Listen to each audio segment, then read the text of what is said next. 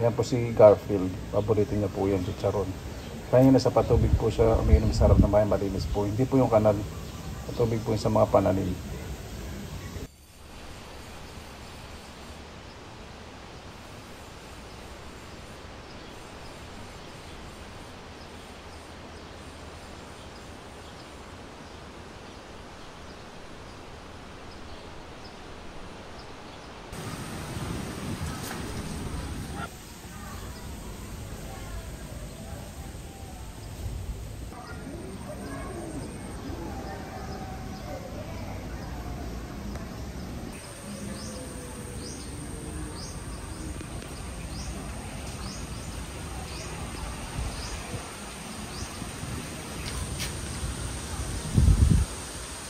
Ngayong araw po mga kababayan, balik ko pa sa Pinilang Alabay. Yan, makalimlim, mahal, mukhang uulan. Naway safe po ang lahat.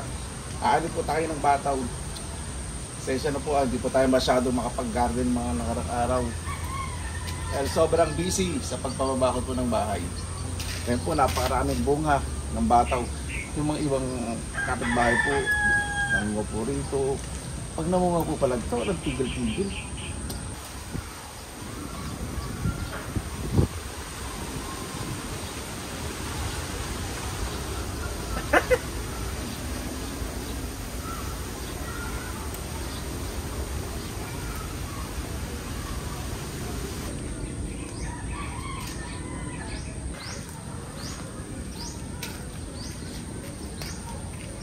Sa panahon po ngayon, parang ito yung bato na isa sa pinaka-underrated na gulay. Sarap-sarap po kaya nito. Sa sinigang, sa gitgata, isa lang sa sardinas, napakasarap, konting hipon.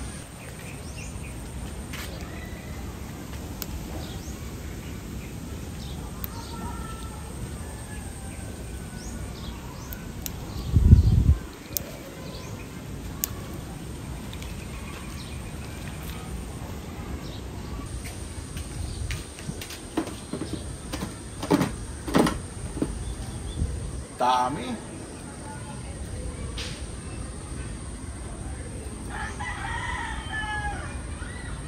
Pag dumating ako, di naman po sa ganitong kalago sa balag. Sobra. Parang ayaw papigil.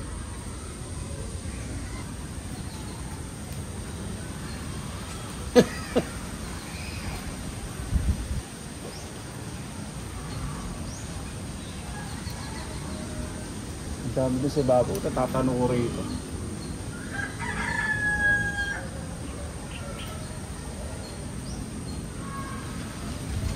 Isang dakot lang nito, masaya na po ako.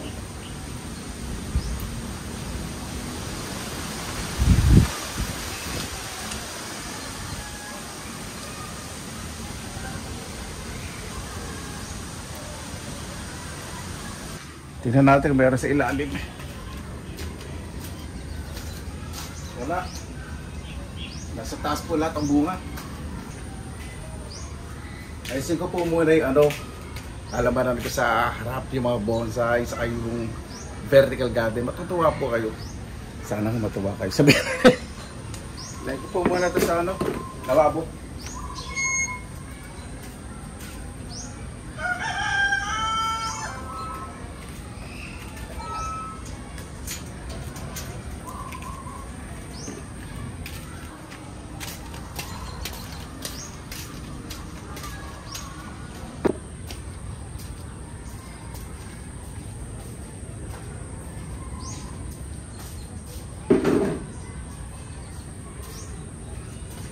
Tapos po, lang po magpintura.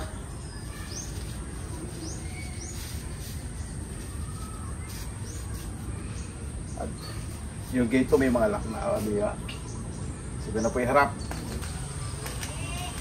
Ito po yung mga planters, vertical planters na nasa likod.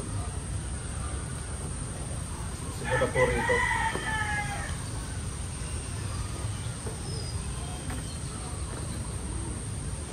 Ito po yung pinayos ko, pinapintura, still natin. Saka pinakabit po dito para ma-utilize ko yung space.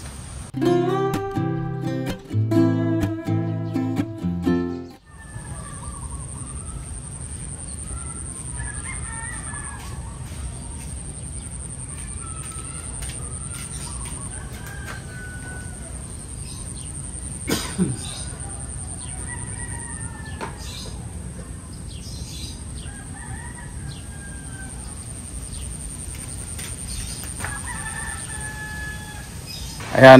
nalagyan na po natin lahat. Ito po yung lilipat kong cactus. O, diba? Tapos ito yung bigyan ng piso ko na mumulaklat ng kulay purple. Yung kawayan, ito. May usbong na po yan. Kala ko patay na. Yan po. Yung mga bagong usbong. Tapos yung bonsai na kapatid ko. Sa akin na yan. Ilagay ko po dyan. Piniti ko, hinarbat ko. Yan po yung nasa likod. Ano po, diba? Ganda. Ilagay ko po yung solar light na parang bato. Para pag naglakad ako dito nagmamayaman, bagay na bagay. Diba? Sayang. Ililipat sana ako ng succulents na sa vertical planters, bigla umulan.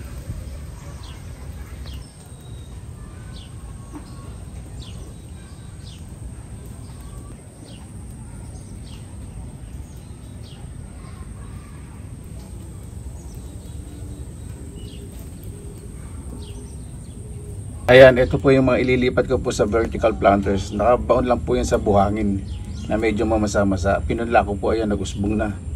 Malilit lang po yan na parang katakataka. Maganda po yun. Pag dumadami po ito at mas mataba lupa, mas maganda. Para sa mga susunod na araw, pag nakita po ninyo at nalipat ko na, di ba? Yan po yung nakalagay doon. Di ba? Eh ngayon po ulan, syempre baka pagkapulmo niya ako at mabasa ang bumbunan ko. Alam niyo na po yung mga dating parang baby, inihata po. Ayan, tumila po ang ulan. Lalagyan ko na po ng lupa dahil hindi po ako makapaghintay. Gusto pong may ma-accomplish po sa araw po na to.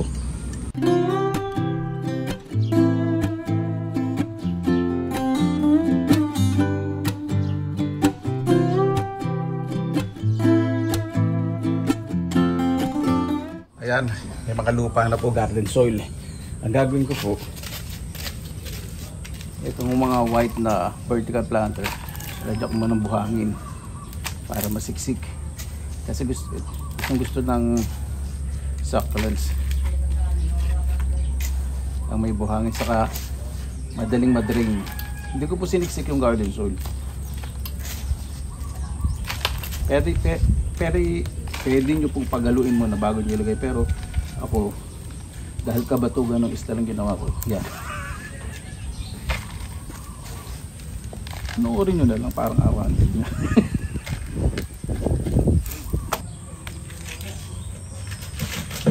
So, hindi rin po ako nakatiis dahil luminto ang ulan. Lilipat ko na po. Kaya ito po, puputol-putulin lang po natin dyan. Tapos yung lalim, nilulubog nga. Tapos daliri lang. Kagandahan kasi dito yung lupa, garden soil at may buhangin. So madali po yung makarevive. Relax po pagan ko, no? Ito, ganda, may ugat na. So nagtanong na ganito yung mga bulang buwisit. Mga ibon lang, pusa, aso. Tapos pakikinggan may usapan ng kapitbahay.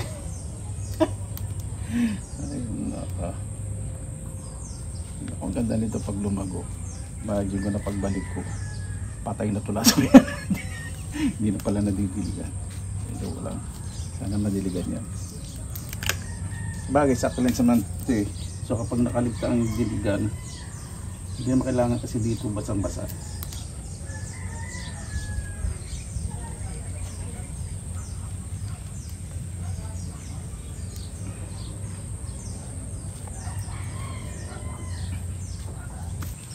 Dahil medyo nakalin siya o nakapaling, syempre pag tumapon yung tubig babagsak po yung buhangin o yung lupa. Lagay po tayong bato dito sa gilid. Lagyan na natin yung buong gilid para suporta sa buhangin at sa lupa. Alam niyo naman po pag vertical garden, di ba? Huwag naman po masyadong igitna.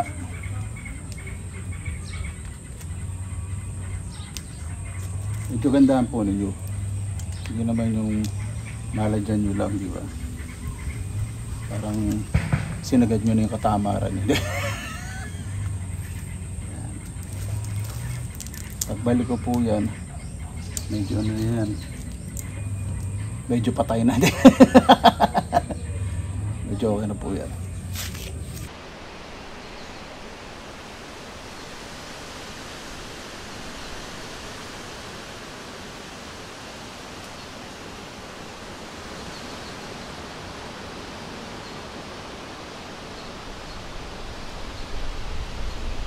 Ayan po, pasensya na po at ginabi na po tayo. Kala ko kasi tutuloy ang ulan. Bukas pakikita ko po yan. Luluto ko po muna yung bataw. Hinarvest po natin. Ito po yung ginawa ko rito. Diba? Pakikita ko na lang po bukas para mas maliwanag dahil ngayon na po natapos po yung gumagawa sa pagpintura at paggawa po ng lock ng gate.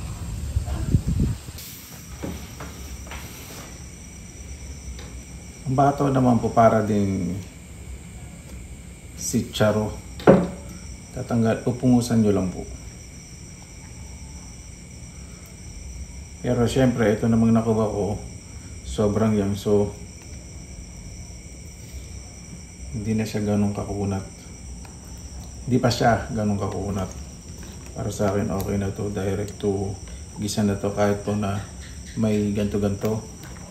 Kasi organic naman po ito, wala po itong spray. Tandaan po ninyo pag bibili kayo sa palengke, tanggalan po ninyo. Pag alam po ninyo pinagkukuhanan po ninyo at hindi nakabase po sa kwento ng mga aligagang chismosa, yun, katulad nito organic, pwede na hindi isa. Pero pag mga galing sa mga bugalgal na chismosa, linisin nyo pong mabuti. Diba? May promotional, nasashout lagi mga bro ang chismosa. Luto na po natin. Simplihan lang po natin ang luto. Yung mantika. Ay, sorry. Ganda ng panahon para sa akin. Medyo mahangin. Sasabayin ko na po itong bawang sibuyas at kamatis.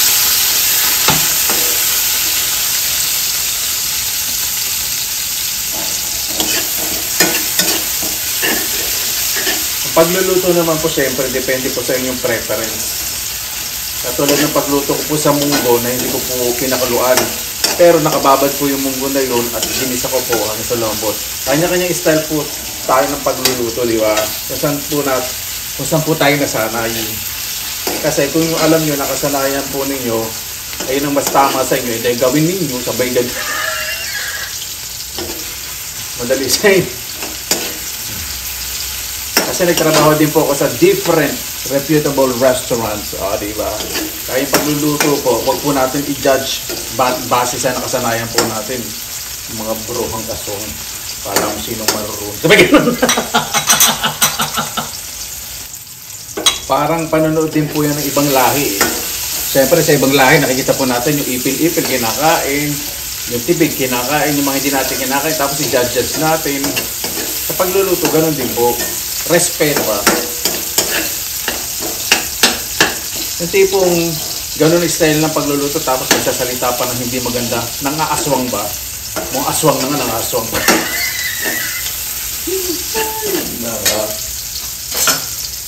Ay po tayo ng bataw. Hinati ka lang po sa into halves. Ilalagay po ng mga fresh gulay. Maglagay po tayo ng konting asin para mag-release ng liquid ang gulay at mabilis maluto.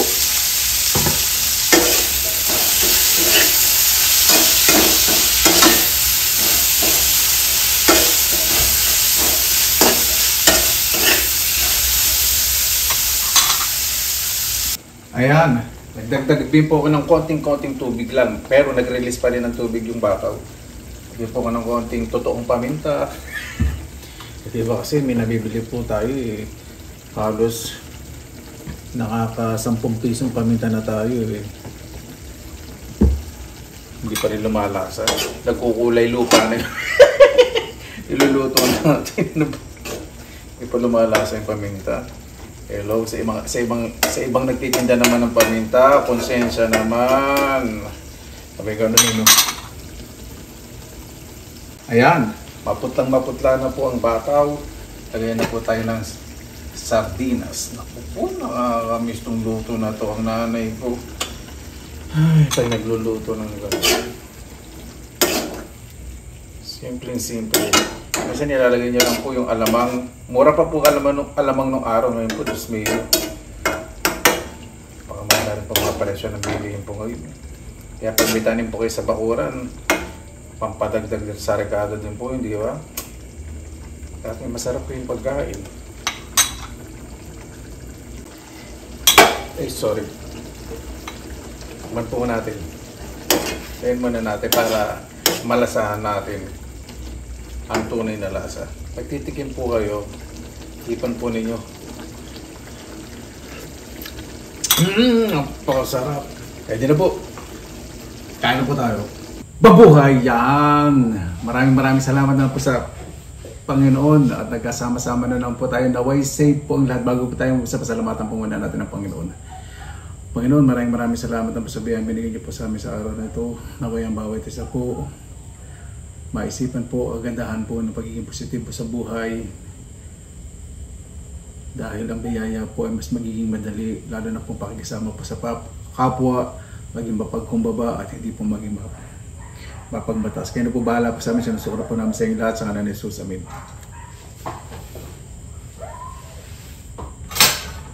Di ba?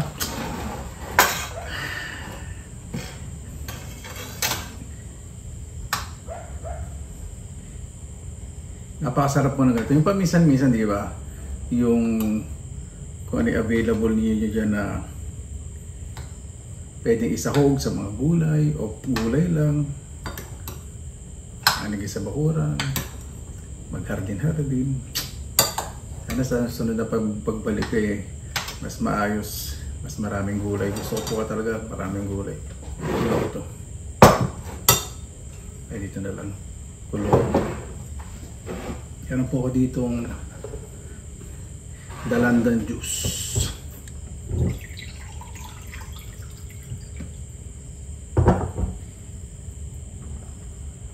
Ay, naku, napapakasan.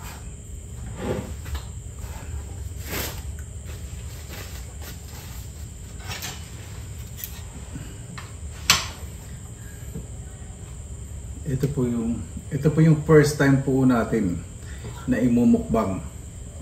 Sobrang namiss ko itong bataw na ito. Buti na lang nakahanap ko ng buto last time. Bataw at sardinas kasi last time nalo natin sa nika. Pero yung ganitong luto po, first time. Namiss ko po, ito po yung lagi niluto ng nanay ko eh.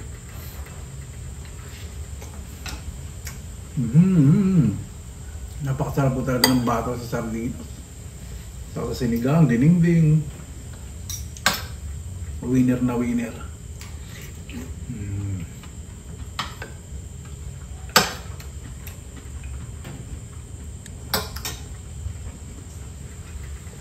Hinarvest po natin mga yan, hindi maligat o hindi magayot.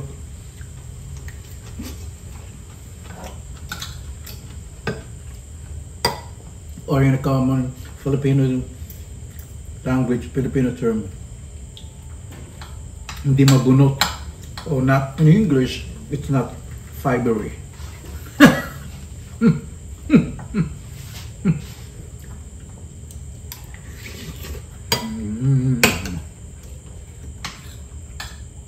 Sobrang namis talaga to.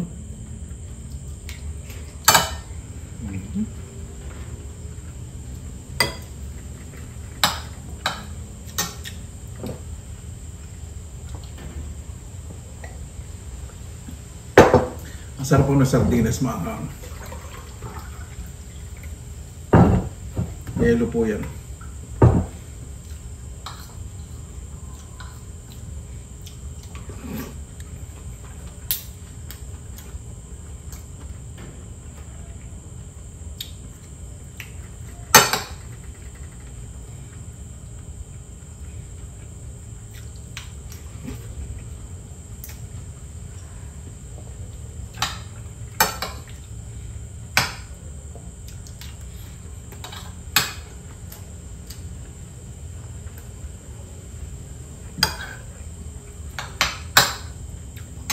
Sarap na pagkakaluto sa kanin.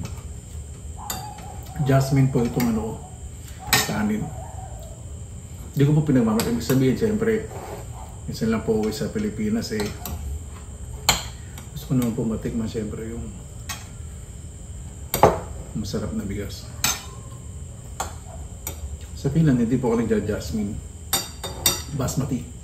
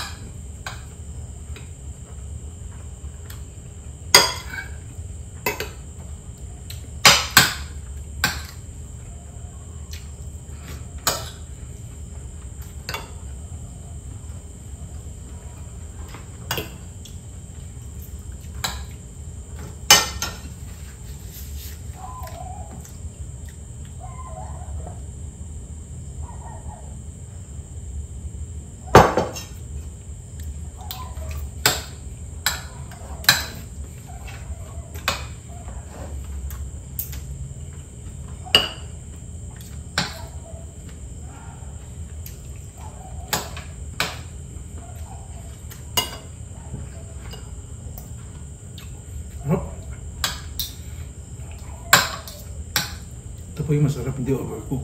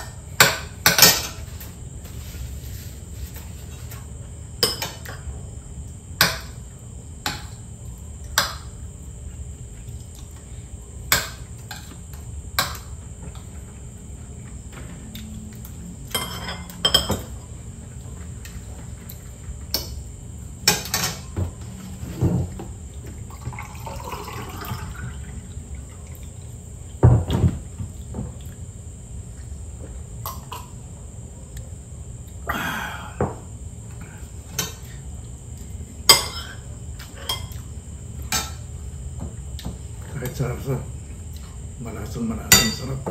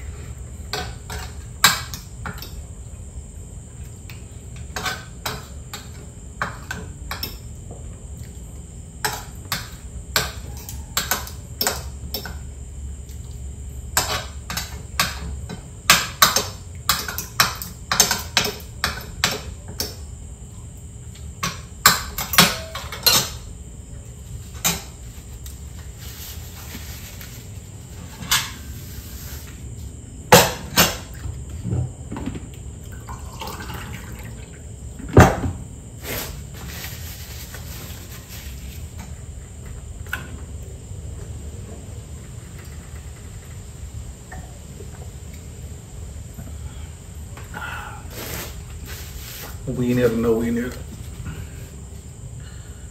Napakasarap. Ano po, bago tayo tapos, pasalamatan po muna natin ang Panginoon. Panginoon, maraming salamat naman po sa biyayang pinigyan niyo po sa amin sa araw po na to, sa pagkain. una-una po sa aming paggising, bagong pag-asa. Naway ang bawat isa po ay maisip ang kalagahan po ng buhay. May gabay po ang mga tao na kapaligid po sa amin. Sa mga pagsubok na binibigyan niyo po, naway palagpasan po namin lahat.